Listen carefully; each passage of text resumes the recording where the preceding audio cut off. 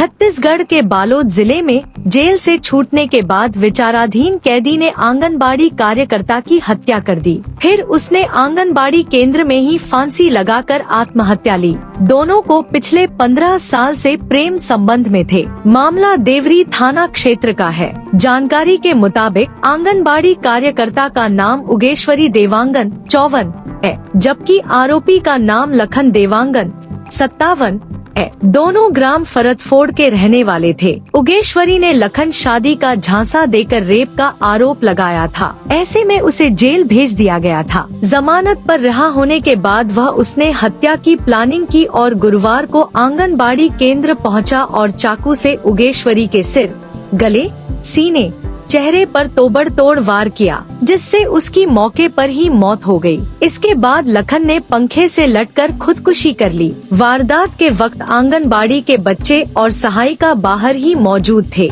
फिलहाल पुलिस ने दोनों से शवों को पोस्टमार्टम के लिए अस्पताल भिजवाया। दरअसल 15 साल पहले उगेश्वरी देवांगन के पति ने आत्महत्या कर ली थी। उगेश्वरी के 2 बच्चे हैं, जिनकी शादी हो चुकी है। वहीं लखन भी शादीशुदा था और उसके 2 बेटे हैं। उगेश्वरी के पति की मौत के बाद दोनों के बीच नजदीकियां बढ़ने लगी। इस बीच उगेश्वरी का बेटा बाहर काम करने लगा था। जब वह वापस लौटा तो उसने लखन के घर आने जाने पर आपत्ति जताने लगा। ऐसे में 13 जनवरी को उगेश्वरी अपने भाई के घर चली गई, लेकिन जाने से पहले वह देवरी थाने पहुंची। थाने में उसने शिकायत दर्ज कराई कि लखन ने शादी का झांसा देकर संबंध बनाए। इसके बाद पुलिस ने लखन को गिरफ्तार किया। बाद में उसे जेल भी भेज दिया गया। 3 फरवरी को लखन जमानत पर बाहर आया। 13 फरवरी करीब 1 बजे वह गांव के आंगनबाड़ी केंद्र पहुंचा, जहां उगेश्वरी कार्यकर्ता के रूप में पदस्थ थी। इस दौरान 3 बच्चे अंदर में खाना खा रहे थे, जबकि बाकी बच्चे बाहर खेल रहे थे। लखन ने सहायिका के बच्चों को बाहर ले जाने कहा। गले, सीने, चेहरे पर तोबड़तोड़ किया हमला, फिर उसे भी बाहर कर दिया। अंदर से दरवाजा बंद करने के बाद लखन ने चाकू से उगेश्वरी के गले, सीने, चेहरे पर तोबड़तोड़ वार किया, जिससे उसकी मौत हो गई। इधर चीख पुकार और ब्लड देखकर सहायिका ने ग्रामीणों को जानकारी दी। जब तक ग्रामीण मौके पर पहुंचते लखन ने पंखे से लटककर जान दे दी थी, जबकि उगेश्वरी ने भी दम तोड़ दिया था। फौरन ग्रामीणों मामले का जानकारी पुलिस की। पुलिस मौके पर पहुंची और दरवाजा तोड़ा गया तो अंदर उगेश्वरी की लाश खून से लथपथ पड़ी हुई थी। इधर लखन का शव फांसी के फंदे झूल रहा था। पुलिस ने शव को फंदे से उतारा। दोनों के शवों का पंचनामा किया और पोस्टमार्टम के लिए अस्पताल भिजवाया। इस दौरान बड़ी संख्या में घटनास्थल पर ग्रामीणों की इकट्ठा हो गई।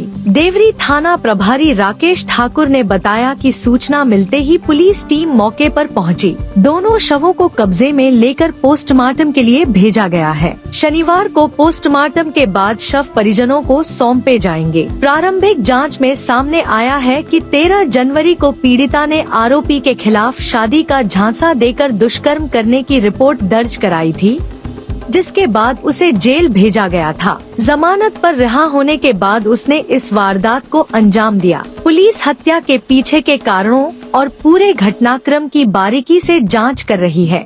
कल थाना देवरी में सूचना प्राप्त हुई थी कि आंगनबाड़ी केंद्र में एक व्यक्ति स्वयं फांसी का फंदा लगाकर आत्महत्या कर लिया है और उसने एक आंगनबाड़ी कार्यकर्ता की धारदार चाकूनुमा हथियार से मारकर उसकी हत्या कर दी है, जिस पर समस्त थाना स्टाफ और एफएसएल की टीम के साथ घटनास्थल का निरीक्षण किया गया, जिस पर यह पाया गया कि जो व्यक्ति है वो फरदफोड़ का रहने वाला था, जो कि ये आंगनबाड़ी कार्यकर्ता है। इसने पूर्व में ये जो आरोपी है उसके विरुद्ध दुष्कर्म का रिपोर्ट लिखाई थी, जिस पर ये फिलहाल अभी जनवरी के लास्ट वीक में ये अभी जमानत में छूटा था और जमानत में छूटने के बाद ये वहीं फरदफोड़ में रहता था और आंगनबाड़ी जो कार्यकर्ता थी ये वहीं फरदफोड़ के आंगनबाड़ी केंद्र में ही आंगनबाड़ी कार्यकर्ता के रूप में कार्यरत थी। और कल ये लगभग 1 बजे जो आरोपी है ये आंगनबाड़ी केंद्र में गया। वहाँ जो अन्य आंगनबाड़ी सहायिका और बच्चे थे उन्हें ज़बरदस्ती